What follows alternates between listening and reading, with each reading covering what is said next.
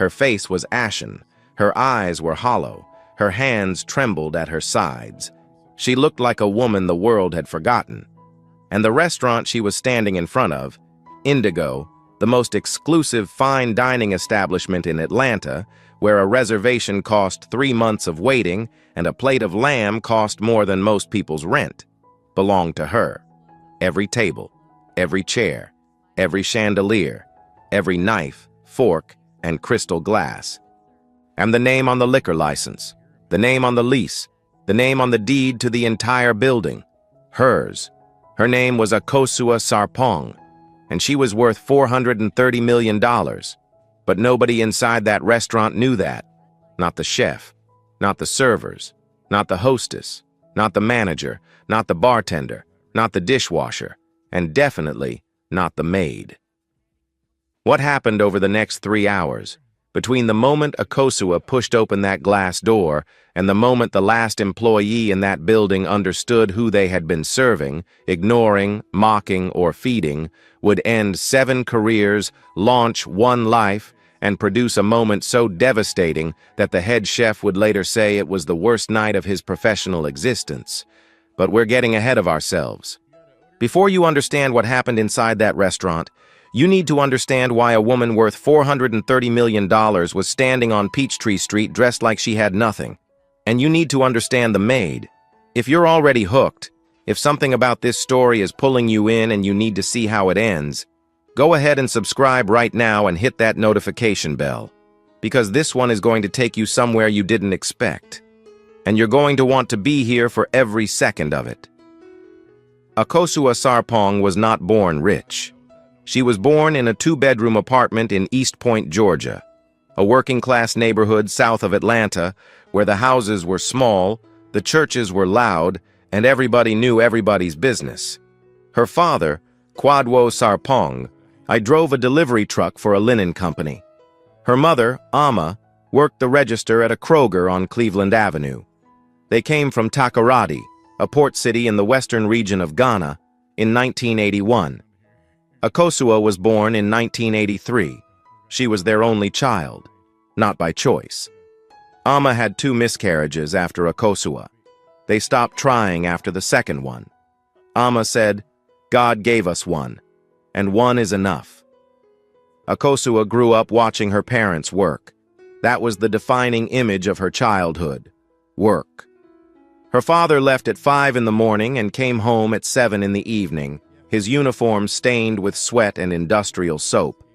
Her mother worked the early shift at Kroger, came home, cooked dinner, cleaned the house, helped Akosua with homework, ironed uniforms for the next day, and fell asleep on the couch before the 10 o'clock news. They never complained. Not once. Not to each other. Not to Akosua. Not to God. They simply worked. And Akosua absorbed it. The way children absorb everything, not through lectures or lessons, but through observation. She learned that work was not a burden. It was a language. It was how her parents said, "I love you," without saying it. Every pressed uniform, every packed lunch, every early morning, every late night. Work was love made visible. She was a quiet child, not shy, quiet. She listened more than she spoke. She watched more than she participated. In school, her teachers called her observant. Her classmates called her weird. She didn't mind either label. She was too busy watching to care what people called her. She noticed things, patterns, systems. She noticed that the Kroger where her mother worked was always out of plantains by Thursday, even though the Ghanaian families in the neighborhood bought them every week. She told her mother. Her mother told the store manager. The store manager ignored her. Akosua was 11. She noticed that her father's linen company charged restaurants 20% more per delivery than they charged hotels, even though the routes were shorter. She told her father. Her father shrugged. "That's just how it is, Akosua." She was 13. She noticed that the barbershop on the corner had a 2-hour wait every Saturday because it only had 3 chairs, even though the back room was big enough for 5. She mentioned it to the barber. He laughed and said, "You running my shop now, little girl?" She was 14.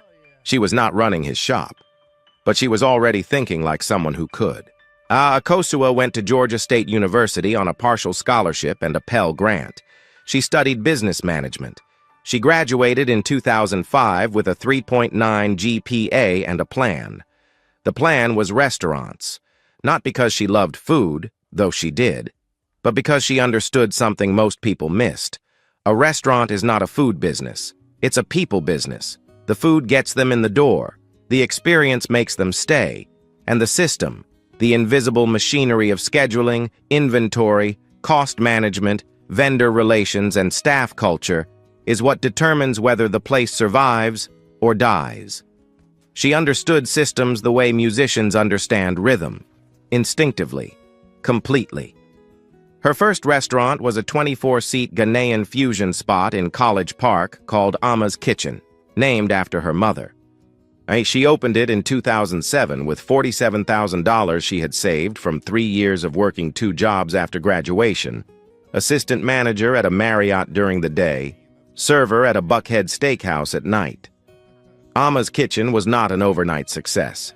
It was a slow, grinding, stubborn success. The first year, she barely broke even. The second year, she made $11,000 in profit.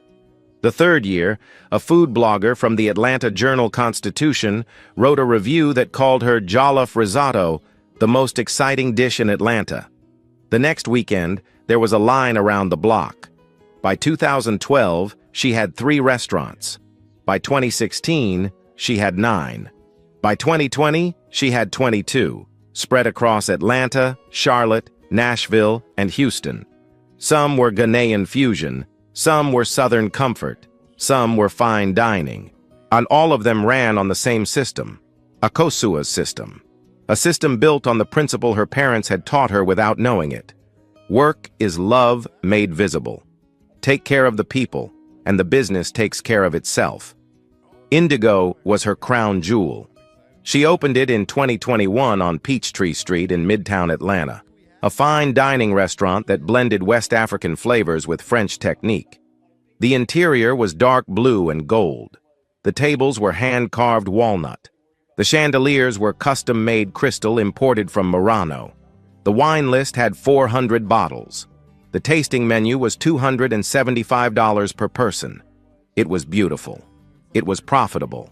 And within 2 years, it was one of the most acclaimed restaurants in the Southeast. But Akosua hadn't stepped foot inside Indigo in 14 months. And not because she didn't care. Because she had been sick. In January 2025, Akosua was diagnosed with breast cancer. Stage 2. Treatable.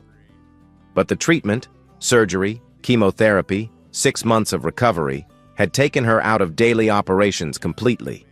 She had stepped back from all 22 restaurants. She had appointed regional managers. She had delegated. She had trusted. And now, 14 months later, she was in remission. Her hair was growing back, short, curly, silver-streaked. Her energy was returning. Her mind was sharp again. But something was wrong. The numbers at Indigo were fine. Revenue was steady. The reservations were booked. The reviews were good. But Akosua had been getting whispers. Not from the managers.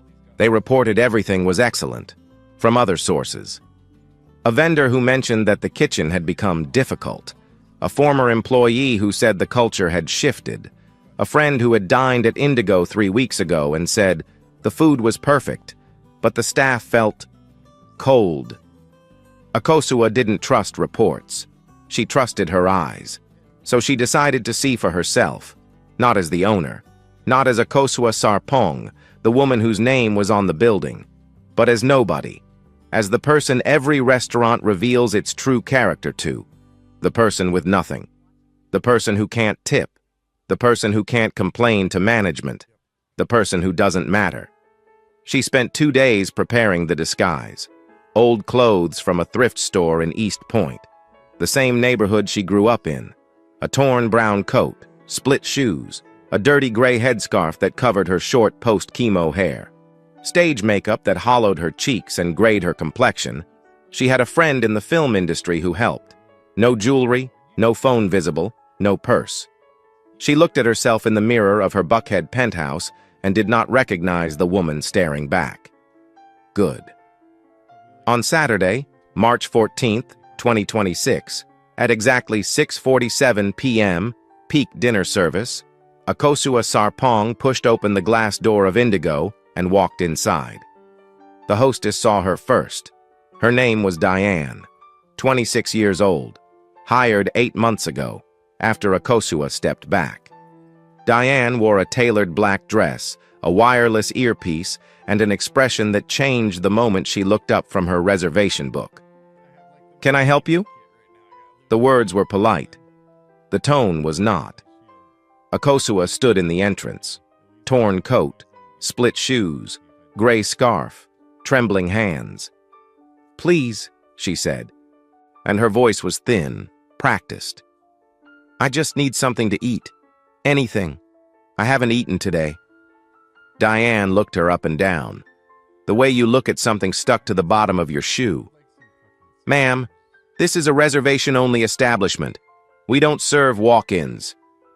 I'm not asking for a table, just maybe something from the kitchen. Bread, water, anything." Diane's smile was a weapon, thin, sharp, designed to cut without leaving a mark. "I'm going to have to ask you to leave. You're making our guests uncomfortable." Akosua looked past Diane into the dining room.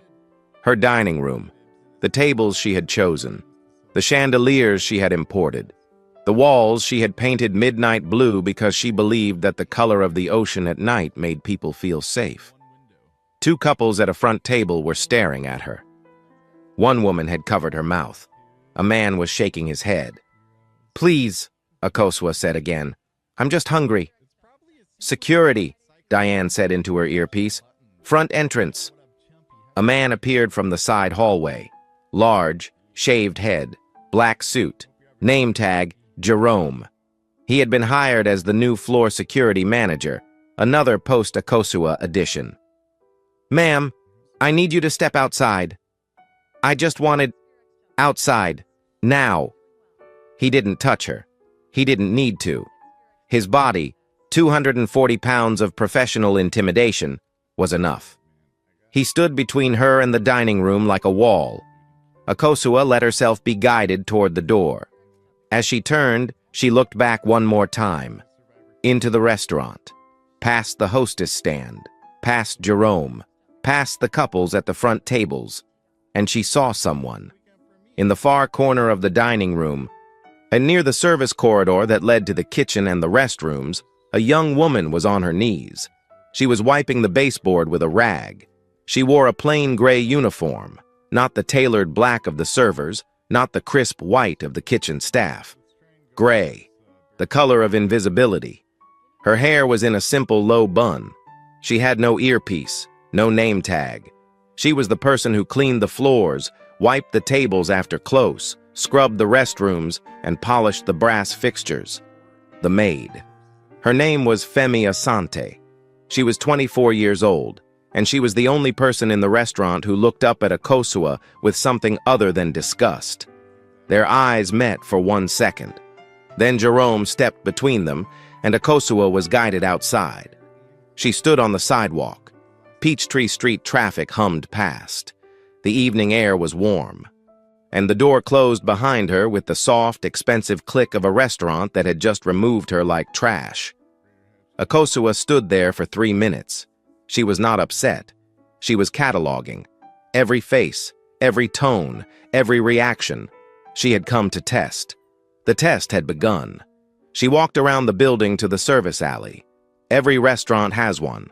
The ugly side. The side where the dumpsters live, where the deliveries come in, where the kitchen exhaust fans blow hot, greasy air into the night. The side the customers never see. Akosua sat down on an overturned milk crate beside the back door. She pulled her torn coat tighter. She waited. At 7:23 p.m., the back door opened. It was the maid, Femi. She was carrying a plate. Not an indigo plate, not the handmade ceramic that cost $60 each. A paper plate. And on it, a piece of grilled chicken, still warm. A scoop of jollof rice, Real jollof, not the fusion version on the menu, but the kind someone makes for themselves. A piece of bread, and a small plastic bottle of water. Femi looked left, looked right. Then she walked to the milk crate. "Here," she said. She held the plate out with both hands. "Please eat." Akosua looked at the plate, then at Femi. The young woman's face was open. No performance, no pity. Just one person feeding another because hunger is not a problem you walk past. "Thank you," Akosua said, "but I don't want you to get in trouble. The chicken is from my dinner, the rice too. I made it this morning, and the bread is from the basket they throw out at the end of service anyway." She said this like she had already calculated the risk and decided it was worth it. What's your name?" "Femi." "Why are you helping me, Femi?" Femi looked at her, a long, steady look. "Because my grandmother used to say, the person you feed when no one is watching is the person God is watching you feed." She set the plate on the crate beside Akosua. She placed the water bottle next to it. She turned and walked back to the door. "Femi." She stopped, turned. "What do they pay you here?" Femi hesitated. $12 an hour. "And the servers?" "They make tips, sometimes 1,000 a night on weekends." "And they treat you well?" Another hesitation. Longer this time. "They treat me like I'm part of the building, like the walls, or the floor. Something that's there but nobody notices unless it's dirty." She said it without bitterness, without self-pity, just fact, and the quiet truth of a woman who had learned to state her reality without expecting it to change. She went back inside. The door closed. Akosua ate every bite on that paper plate. The jollof rice was better than anything on the Indigo menu. She drank the water. She set the empty plate on the crate. Then she pulled out a phone from inside her coat, a phone nobody had seen, slim and black and worth more than the coat, and made 3 calls. The first was to her attorney. "Seku, I need you at Indigo tomorrow morning, 9 a.m. Bring the employment files for the entire staff, all of them." The second was to her head of operations. "Mensa, pull the security camera footage from Indigo tonight. Every camera, every angle, from 6:45 p.m. to now. Save it. Back it up. I do not let anyone at the restaurant know." The third was to someone whose number she had never called before. A number she had gotten from a vendor who knew the restaurant industry better than anyone in Atlanta. "Is this Femi Asante?" Silence on the other end. "Who is this?" "Someone who just ate your jollof rice in an alley, and I need to see you tomorrow, 11 a.m. Can you meet me at the Ritz-Carlton on Peachtree? Ask for the Sarpong Suite." I don't understand. How did you get my number?" "Tomorrow, 11 a.m. Just come. And Femi?" "Yes?" "Bring your grandmother's recipe book, if you have one." She hung up. She stood. She dropped the paper plate in the recycling bin, not the dumpster, the recycling bin, because Akosua Sarpong did not waste. And she walked down the alley toward Peachtree Street, where a black Escalade was parked 2 blocks away, engine running, her driver reading a book behind tinted windows. She climbed in. She pulled off the gray scarf. She wiped the stage makeup from her face. She leaned back against the leather seat. "How was it, ma'am?" the driver asked. "Worse than I thought," she said, "and better than I hoped." The next morning, the reckoning began. At 9 a.m. on Sunday, March 15th, Akosua walked into Indigo through the front door, not as a beggar, as herself. She wore a white silk blouse, tailored black pants, a deep red cashmere coat that fell to her knees, gold earrings, small, elegant. Her short silver-streaked hair was uncovered for the first time in months. She had lost weight during chemo, and her cheekbones were sharper, her eyes were fiercer. She looked like exactly what she was, a woman who had survived something and was no longer interested in being patient. Beside her walked Seiko Diallo, her attorney, 44 years old, Tall, angular, Senegalese-American, three-piece navy suit, leather portfolio, the face of a man who ends careers for a living and sleeps well afterward. Behind them walked Mensa Owusu, her head of operations. 51, stocky, glasses, iPad in hand with the security footage already loaded. The restaurant was closed on Sunday mornings, but Akosua had called a mandatory all-staff meeting. No explanation given, just, be here at 9. They were all there, 37 employees, lined up in the dining room like students called to the principal's office. Some were confused. Some were annoyed. It was their day off. Some were nervous without knowing why. Diane, the hostess, was standing near the front. She was wearing casual clothes, jeans, a leather jacket. She looked bored. She was scrolling through her phone. Jerome, the security manager, stood near the bar, arms crossed, jaw tight. He had heard rumors that the owner was coming. He had never met the owner. The kitchen staff, Chef Yannick Mensa, no relation to Mensa Owusu, the sous chefs, the line cooks, the prep team, stood in a cluster near the kitchen door.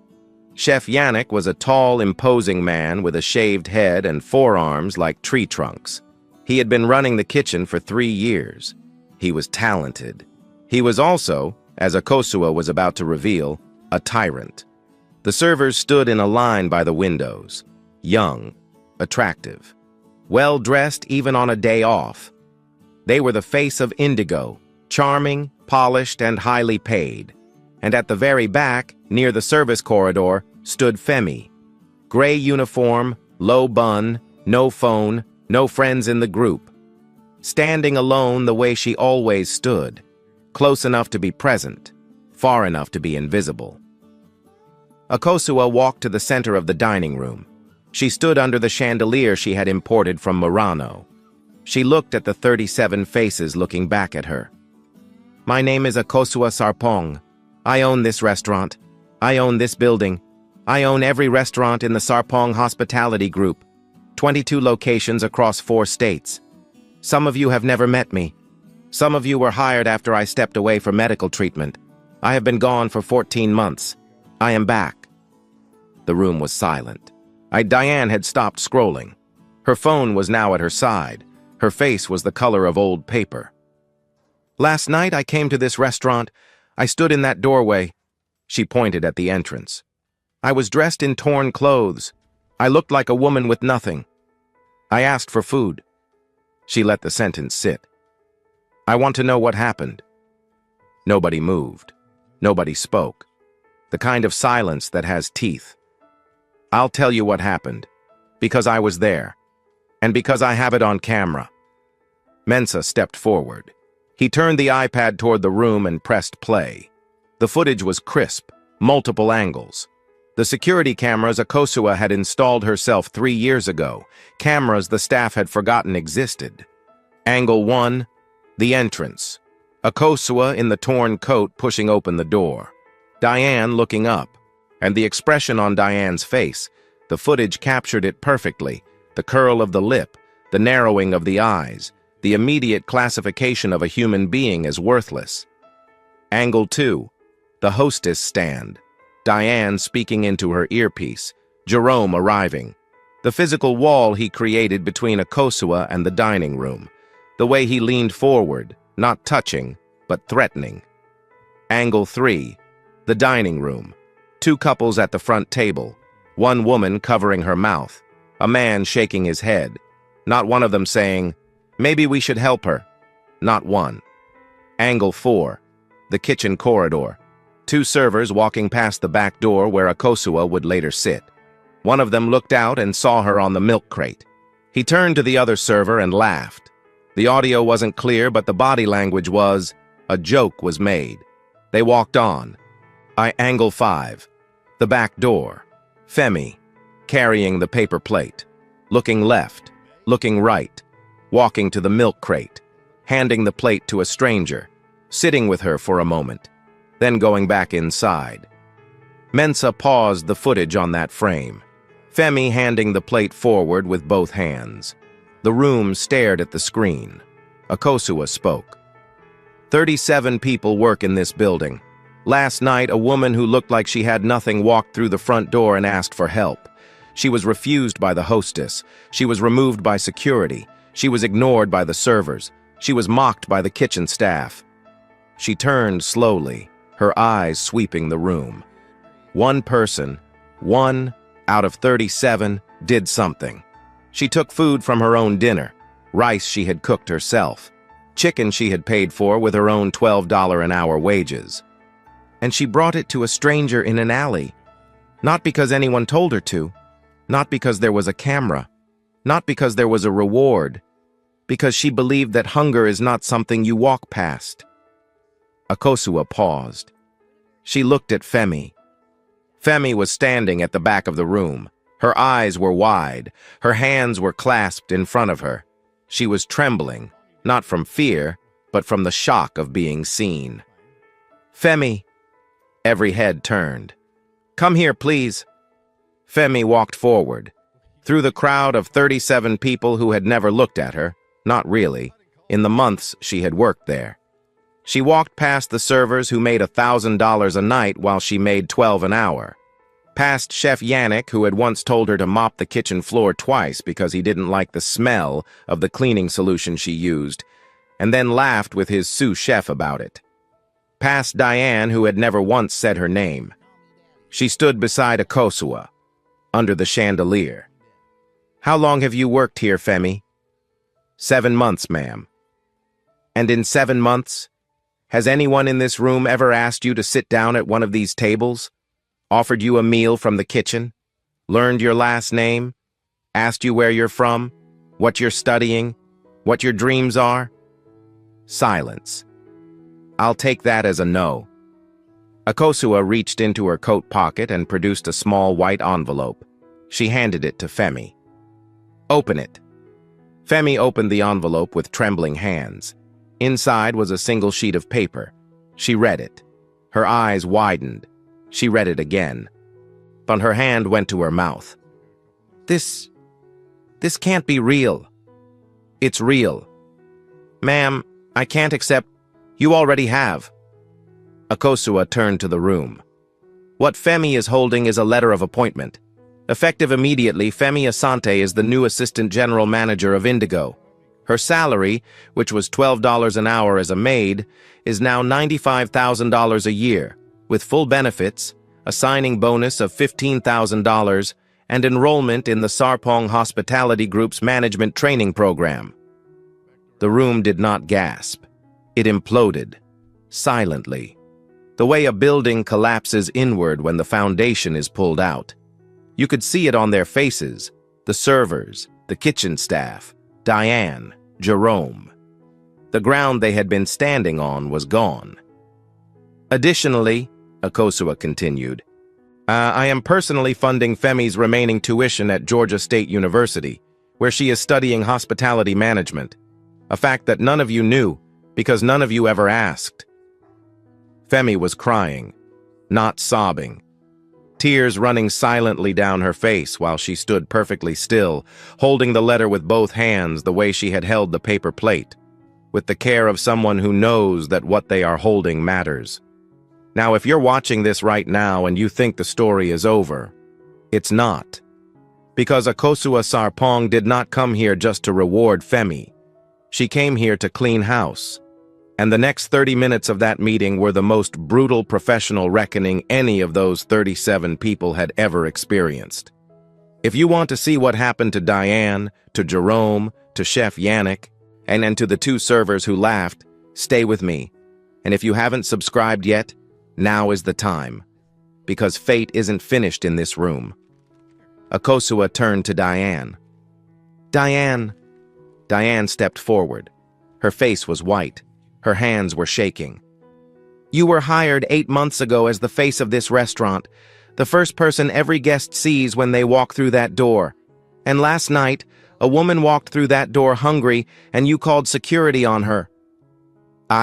Ma'am, I was following protocol. We don't serve walk-ins. Protocol.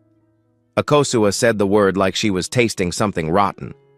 There is no protocol in my restaurants for turning away hungry people. There never has been. I wrote the employee handbook myself. Page 14, section 3. Any guest who enters our establishment in need of assistance should be treated with dignity and directed to a manager. You didn't direct her to a manager. You called security. Diane's mouth opened. Nothing came out. You're terminated. Effective immediately. Sekou will process your final paycheck. Please leave your earpiece on the hostess stand on your way out. Diane stood frozen for 3 seconds. Then she pulled the earpiece from her ear, placed it on the nearest table, and walked to the door. She did not look back. The glass door closed behind her with the same soft, expensive click. Akosua turned to Jerome. Jerome, you physically intimidated a woman who weighed 110 pounds and was asking for bread. You positioned your body to block her from the dining room. You escorted her out like she was a threat. Ma'am, Diane called me. I was doing my job. Your job is to protect guests, all guests, including the ones who don't look like they can afford a $275 tasting menu. A woman asked for food. You removed her. That is not security. That is cruelty in a uniform. Jerome's jaw was clenched so tight the muscle jumped. You're terminated. Same terms. Sekou will handle it. Jerome uncrossed his arms. He stared at Akosua for a moment, not with anger, but with the blank expression of a man whose autopilot just crashed into a mountain. He walked out. Akosua turned to the 2 servers who had been seen on camera laughing near the back door. Derek, Isaiah. Both men stepped forward. Derek was 28. Isaiah was 30. Both were wearing designer clothes. They both had made over $80,000 in tips the previous year. Camera 4, 7:19 p.m. You walked past the back door. One of you looked outside and saw a woman sitting on a crate. You turned to the other one and made a joke. You both laughed. Then you walked away. Derek started to speak. Ma'am, we didn't know. You didn't know she was the owner. That's your defense? You would have helped her if you knew she was rich? Derek closed his mouth. That's exactly the problem. In my restaurants, the test of character is not how you treat the people who can help you. It's how you treat the people who can't. She looked at both of them. You're both terminated. They left. 4 down. The room was shrinking. Akosua turned to Chef Yannick. This was different. The room could feel it. Chef Yannick was not a hostess or a server, and he was the creative heart of Indigo. He had a following. He had press. He had a cookbook in development. He was, in the eyes of the food world, Indigo.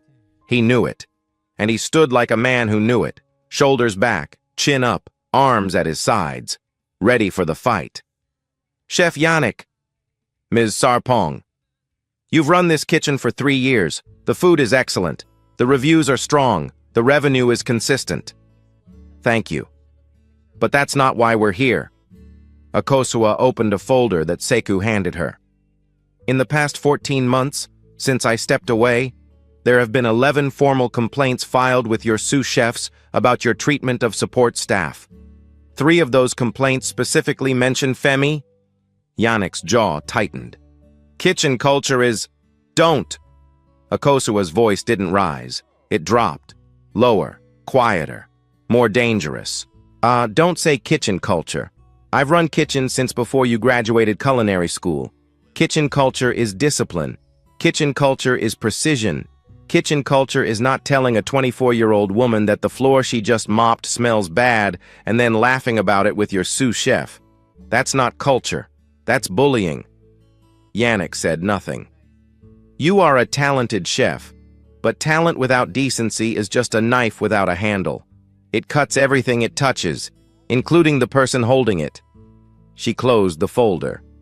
You're not terminated, but you are suspended without pay for 60 days. During that time, you will complete a leadership and workplace conduct program at my expense. When you return, if you return, Femi will be your direct supervisor on all matters related to front of house and staff welfare. If you have a problem with that, there's the door. Yannick's face went through 4 emotions in 3 seconds. Anger, humiliation, calculation, and finally, reluctant acceptance. He nodded once. He stepped back. Akosua addressed the remaining staff. To everyone else in this room, I'm not firing you, but I am watching you. Starting today, every Sarpong Hospitality Group restaurant will implement what I'm calling the Grace Standard, named after my mother's belief that how you treat the lowest person in the room is the only measure of your character that matters. She looked at each of them. If a hungry person walks through our door, they eat. No questions, no judgment, no protocol check. They eat. If a colleague is struggling, you help them. If someone is invisible, you see them. That is the minimum standard of working in my restaurants. It is not negotiable. It is not optional. It is the price of being here. She turned back to Femi. The young woman was still standing beside her, still holding the letter, still crying silently. Femi, you said something last night that I haven't stopped thinking about. I said a lot of things, ma'am. I was nervous. You said your grandmother told you that the person you feed when no one is watching is the person God is watching you feed. Femi nodded. Your grandmother was right, and I want you to know I was watching too. Femi pressed the letter against her chest. Her shoulders shook once. She caught it. She breathed. Thank you, ma'am. But I didn't do it for a reward. I did it because you were hungry. I know. That's why you got one. The meeting ended, and the terminated staff collected their things. The remaining staff filed out in silence, the silence of people who have just been shown a mirror and didn't like what they saw. Femi stayed. She sat at one of the tables, the hand-carved walnut tables she had polished hundreds of times but never sat at. She ran her hand across the surface. It's strange, she said. I've cleaned this table every night for 7 months. I know every scratch, every grain, but I've never sat at it. Akosua sat across from her. Get used to it. This is your restaurant now. Not legally. I'm keeping the deed. A smile, the first one all morning. But operationally, you are the conscience of this place. Your job is to make sure that what happened to me last night never happens to anyone else. I won't let it. I know you won't. They sat in silence for a moment, and the restaurant was empty. The chandeliers hummed softly. The morning light came through the windows and hit the crystal and scattered tiny rainbows across the midnight blue walls. Can I ask you something, ma'am? Akosua. Call me Akosua. Akosua. Why did you come disguised? Why not just review the cameras from home? Akosua leaned back in her chair. Because cameras show you what people do, but being in the room shows you how it feels. I needed to stand in that doorway and feel what a hungry person feels when they're turned away from a restaurant that has more food than it knows what to do with. I needed to sit on that crate and feel what it feels like to be invisible. Because if I don't feel it, I can't fix it. She paused. And I needed to know who would pass the test. Not the competence test, not the revenue test, the character test. I'm the test that matters. And you, Femi, you passed it with a paper plate and a bottle of water. Femi smiled, small, warm. The smile of a woman who has spent her whole life being invisible and has just been seen for the first time. My grandmother would like you, Femi said. I'd like to meet her. She's in Accra. She's 81. She still cooks every day. Then we'll fly her here, on me. And when she arrives, she's sitting at this table. And Chef Yannick, or whoever is in that kitchen, is cooking whatever she wants. Femi laughed. For the first time in 7 months of working at Indigo, she laughed. And the sound filled the empty restaurant the way laughter is supposed to fill a room, completely, honestly, without permission. Akosua stood. She buttoned her red cashmere coat. She looked around the restaurant one more time. On her restaurant, her chandeliers, her tables, her walls. I built this place because I believed that food is how people say, I love you, without saying it. My mother taught me that. Every packed lunch, every plate of rice, Every time she came home from a 12-hour shift and still stood at the stove because her family was hungry. She looked at Femi. You did the same thing last night. You came home from a 12-hour shift in this building, and instead of eating your own dinner, you gave it to a stranger in an alley. That is not kindness, Femi. That is love. And love like that, in a world like this, is worth more than any restaurant I will ever build. Femi stood. She straightened her gray uniform. She looked at Akosua, this woman she had met as a beggar in an alley and was now looking at as the owner of everything around her. Can I say one more thing? Of course. When I brought you that plate last night, and you asked me why I was helping you, I almost didn't answer. I almost just set the plate down and walked away. Because in this place I've learned that the less you say, the less trouble you get in. She paused. But something about you made me stay. Something in your eyes. You didn't look at me the way hungry people usually look at food. You looked at me the way my grandmother looks at people. Like you were seeing everything, not just the plate. Everything. Akosua's eyes glistened. You were right, she said. I was. They walked out together.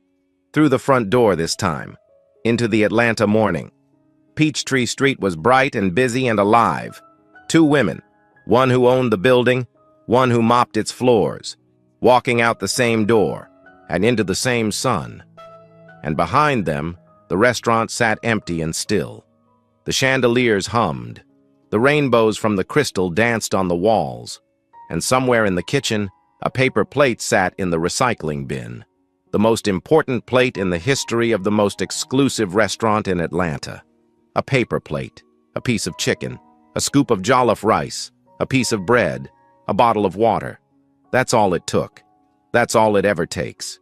If Diane had offered a glass of water instead of calling security, if Jerome had said, "Let me find you something to eat," instead of blocking the door, if Derek and Isaiah had brought her a plate instead of making a joke, any one of them could have been standing where Femi is standing now.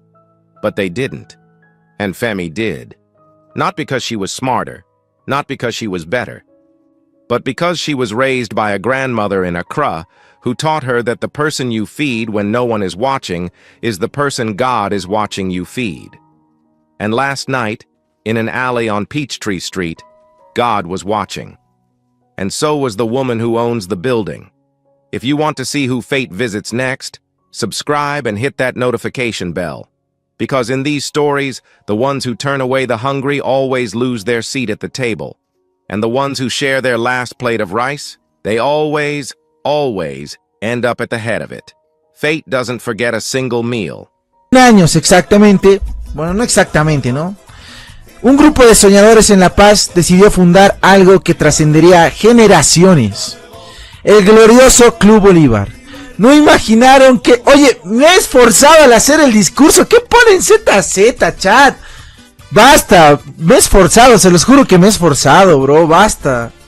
Por favor, me he esforzado en el discurso, respétenme un poquito, chat.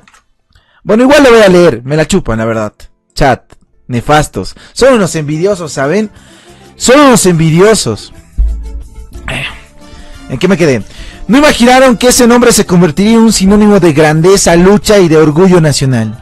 101 años después, Bolívar no es solo un club, es un sentimiento que se hereda, que se sufre y se celebra. Últimamente sufrimos mucho por Robato, ¿no?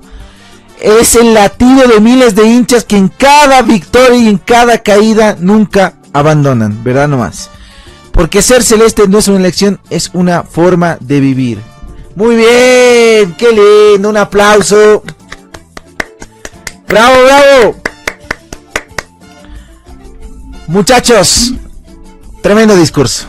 Buenas noches, Edito, ¿cómo estás? Por lo menos ponte tu chompita, pues un busito para leer el discurso. A ver, cállate, Gabo, ¿vos quieres ser baneado? Este discurso lo he hecho en mi cama, pensando en lo que es ser bolivarista, la verdad. Un aplauso, por favor, y con ayuda también del gran ChatGPT. Un aplauso para ChatGPT. ¿Cuál era la finalización de un ratito? Dice que estos 101 años sean solo el comienzo de muchas más llenos de alegría. Felicidades Academia, felicidades Bolívar. ¡Bravo! Aplausos para ChatGPT, muchachos. Para vos no, dice. Buenas noches, muchachos, ¿cómo están? Gracias por estar aquí, perdón por prender tan tarde. La verdad estaba viendo mi serie, estaba viendo el regreso de Justin Bieber. Bueno, toda la tarde me vi fútbol, hasta vi el partido del Tigre. Vi el partido de River, vi el partido de Oriente, las declaraciones de Martins, tremendo lo de Martins, bebé, le tiró palo a Villegas, pero bien tirado. Huevada, en su cama lo hizo todo pajeado pensando en el... No, ¿qué dice este Arielito? Oye, ¿quiénes van vos, no? Mi sobrino de quién redacta mejor. Dile eso a ChatGPT, yo no he redactado. ¿Qué me estás molestando a mí? Felicidades. Qué pasado. Pues la verdad nomás. ¿Qué quieren que les diga? A ver, ¿qué les puedo decir, muchachos? Yo no publiqué nada en mi página, la verdad no hice nada estos días. Han sido momentos difíciles. Bien triste, ¿no? Mentira. Pero no, muchachos, bueno. Quiero felicitar a todos los que son bolivaristas y hoy en día más que nunca, ¿no? Que es difícil ser bolivarista en el sentido de todo el contexto que estamos pasando con el técnico. Pero si lo ven por el otro lado también hay que sentirnos orgullosos porque hemos llegado a estos 101 años. Creo que como la institución mejor parada, tanto económicamente, futbolísticamente y dirigencialmente diría, pero no, creo que no, ahí nos falta, ¿no? Ese eslabón para poder ser una institución sólida. Y como ayer creo que lo decía Dardo Gómez en su publicación en el Cholet, que Dios mío, ¿de dónde cagan tanta plata, bebés? Más fuegos pirotécnicos que en el aniversario de La Paz, no mames. Tremendo, felicidades a los del Cholet, y a ver si pasan pues algunos moneys. No mentira.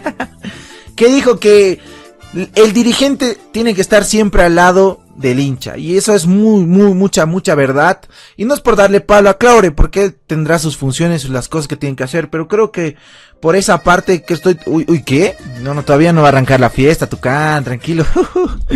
y por esa parte creo que está bien, ¿no? Está bien, y bueno, se vienen unas futuras elecciones, donde el principal candidato es Dardo Gómez, a seguir manejando lo que es este club tan bonito que es Bolívar, ¿no? Por detrás, obviamente, yo creo que tiene que haber gente que lo asesore. Espera, ¿mi gatita se echó pipí? No, ya, más bien. Me ha asustado, chicos, la verdad, me ha asustado. Ya saben ustedes, rayada está mi gatita últimamente.